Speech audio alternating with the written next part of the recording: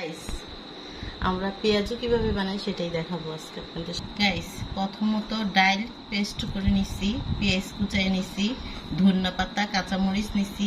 এখন হয়েছে হলুদের গুঁড়া নিব, আর নিব হয়েছে স্বাদ মতো লবণ।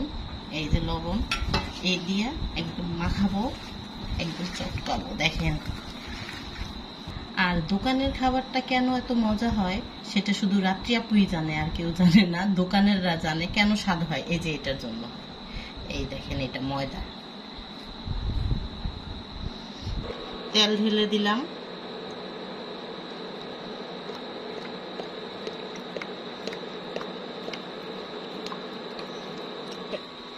এটা যখন তেলে দেওয়া হবে, এটা একটু চ্যাপটা করে নেবেন। এটা চ্যাপটা করে নিলে হয় কি, মচমচা হবে।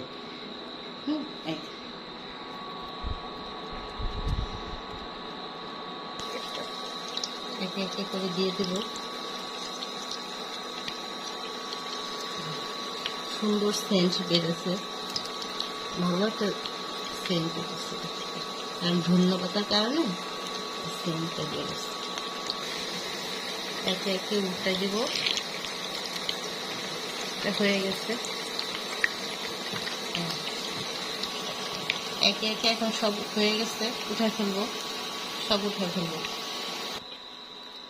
অবশেষে হয়ে গেল গরম গরম পেঁয়াজি। লাইক কমেন্ট শেয়ার করতে কিন্তু ভুলবেন না।